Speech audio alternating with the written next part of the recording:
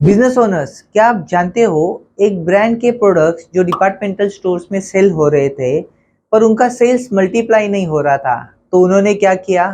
क्या आप जानना चाहते हो आप भी अपने प्रोडक्ट्स का मार्केट में पेनिट्रेशन ज़्यादा से ज़्यादा कैसे कर सकते हो? तो चलिए आज इस फूड ब्रांड के एग्जाम्पल के साथ में मैं आपको ये समझाता हूँ कि ऑनलाइन और ऑफलाइन स्ट्रैटेजीज को कॉम्बिनेशन में यूज करके आप कैसे अपने सेल्स को मल्टीप्लाई कर सकते हैं। मैं चाहता हूँ कि आप इस एग्जाम्पल को अच्छे से सुने और इस जैसे किसी फैक्टर को अपने बिजनेस में इंप्लीमेंट करो और अपने बिजनेस की ग्रोथ अचीव करो। बहुत सारे बिजनेस ओनर्स को ये लगता है कि ऑनलाइन का सेल्स अलग से ट्रैक करना चाहिए और ऑफलाइन का सेल्स अलग से ट्रैक करना चाहिए। इसके एक्सपेंसेस अलग से ट्रैक करने चाहिए और इनका प्रॉफिटेबिलिटी भी देखना चाहिए कि ऑनलाइन में ज़्यादा प्रॉफिटेबल है या ऑफलाइन में ज़्यादा प्रॉफिटेबल है। पर ऐसा करने से हम एक इम्पॉर्टेंट स्ट्रेटेजी को मिस कर सकते हैं जो ऑनलाइन और ऑफलाइन कंबाइन में भी काम करती है। जब इन कॉम्बिनेशंस में स्ट्रेटेजीज काम करती है तो हमारे कॉम्पिटिटर के लिए भी ये डिफ़िकल्ट होता है अंडरस्टैंड करना कि हम हमारे बिजनेस को कैसे ग्रो कर रहे हैं, और इन स्ट्रेटेजीज का जो रिजल्ट रहता है वो काफ़ी सस्टेनेबल बिजनेस ग्रोथ के लिए रिस्पॉन्सिबल रहता है। तो इस एग्जाम्पल में हम आज समझेंगे कि कैसे आप एक ऑनलाइन और ऑफलाइन स्ट्रेटेजी को साथ में यूज़ करके अपने बिजनेस को ग्रो कर सकते हो। तो चलिए ये एग्जाम्पल हम देखते हैं जिसमें ये एक फूड ब्रांड है जिनके product cheesy dip with nachos है। इनके product most of the departmental store में होते हैं और इनका सेल्स भी अच्छा होता है, पर हर डिपार्टमेंटल स्टोर से नहीं। कुछ स्टोर्स से इनका सेल्स अच्छा रहता है और कुछ स्टोर्स में ये स्लो मूविंग रहता है। इनके प्रोडक्ट का क्वालिटी अच्छा है, कस्टमर्स के रिव्यूज़ अच्छे हैं और कस्टमर का रिपीट परचेज भी अच्छा है, पर सारे स्टोर्स में नहीं, कुछ स्टोर्स में। तो ये बिजनेस ओनर्स ये अंडरस्टैंड करना चाहते थे कि ऐसा क्यों हो रहा है, क्योंकि जिस जिस स्टोर में इनका प्रोडक्ट्स लेस सेल होता था उन स्टोर में इन्वेंट्री का प्रॉब्लम होता था। इन्वेंट्री हमेशा पड़ी रहती थी जिसकी वजह से प्रोडक्ट एक्सपायर होता था और एक्सपायर प्रोडक्ट का सारा लॉस कंपनी को बेयर करना पड़ता था। जब इन्होंने क्लोजली एनालाइज किया इस सिचुएशन को तो उनको ये समझ में आया कि जो इनके प्रोडक्ट का प्राइस रेंज है जो कि करीबन 100 रुपीज़ था, उसमें प्रिंगल्स करके भी एक प्रोडक्ट है। वो प्रोडक्ट जिस जिस डिपार्टमेंटल स्टोर में अच्छे से सेल होता है, फास्ट मूविंग है, वहाँ पे इनका प्रोडक्ट भी अच्छे से सेल हो रहा था। तो इस एनालिसिस के बेसिस में इन्होंने डिपार्टमेंटल स्टोर्स को सेग्रीगेट किया और अकॉर्डिंगली अपना इन्वेंट्री रखना शुरू किया, जिससे इनके लॉसेस काफ़ी हद तक कम हो गए।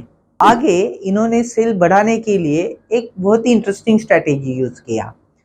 इन्होंने कस्टमर डेटा कैप्चर करना शुरू किया। In order to capture customer data, हर स्टोर के ऊपर एक सेल्स रिप्रेजेंटेटिव 3 दिन के लिए खड़ा रहता था और सेल्स करता था।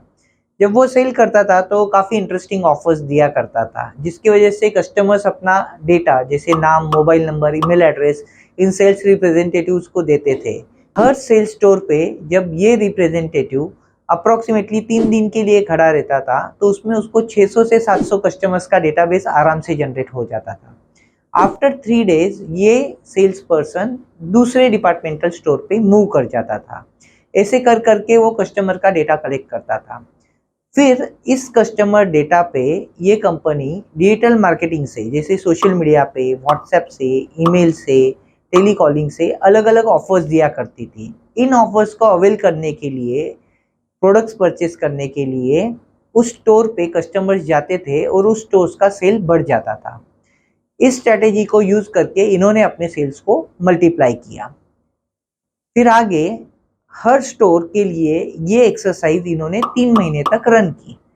3 महीने में सारे कस्टमर्स का डेटा इनके पास में आता था और वो उनको ऑफर्स देते थे और वहाँ पे ऑफर्स देने की वजह से प्रोडक्ट का सेल बढ़ता था। ऐसे स्टोर बाय स्टोर करते हुए इन्होंने पूरे एरिया का सेल्स इंक्रीज किया और इसके साथ में उनका एक कस्टमर्स का डेटाबेस भी जनरेट हो गया जिनको वो कभी भी प्रोडक्ट में आने वाला कोई भी नया अपडेट दे सकते हैं, कोई भी नया ऑफर दे सकते हैं। तो ओवरऑल उस रीजन का उनका सेल्स काफ़ी बढ़ गया। प्लस इस कस्टमर डेटाबेस होने के वजह से अगर ये अपना कोई नया फ्लेवर लॉन्च करते हैं, कोई नया ब्रांड लॉन्च करते हैं या कोई नया प्रोडक्ट लॉन्च करते हैं तो इनके लिए बहुत इजी था उन कस्टमर्स तक पहुंचना जो उनके एक्चुअल फॉलोअर्स, एक्चुअल फैंस थे, जिसका उनको बहुत फायदा मिलता था। तो चलिए अब हम ये एनालाइज करते हैं कि आज हमने इस एग्जाम्पल से क्या सीखा। अगर आपके भी कुछ क्वेश्चंस है इस एग्जाम्पल को लेके तो डिस्क्रिप्शन में हमारा लिंक है, आप हमें ज़रूर लिखिए, हम पक्का जवाब देंगे।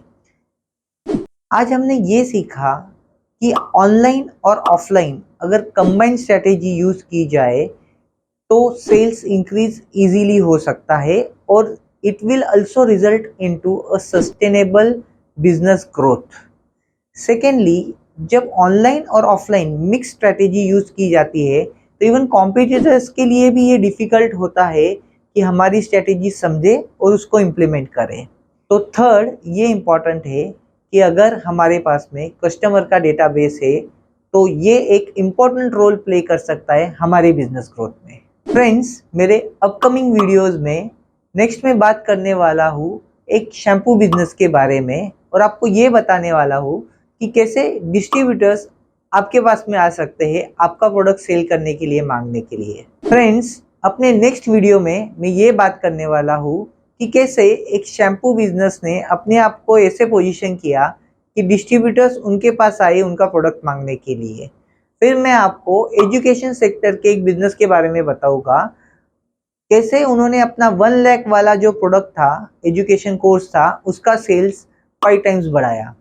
फिर मैं आपको 3 एक्सेस स्टोरी के बारे में बताऊंगा और ये बताऊंगा कि ये स्टोरी जो हमने बचपन में सुनी थी कैसे हमारे बिजनेस इम्प्लीमेंटेशन से बड़ी क्लोजली कनेक्टेड है। होप मेरे ये वीडियोस भी आपको पसंद आएंगे। इन जैसे इंटरेस्टिंग वीडियोस को सुनने के लिए आप प्लीज़ मेरे चैनल को सब्सक्राइब कीजिए और नोटिफिकेशन आइकॉन को क्लिक कीजिए।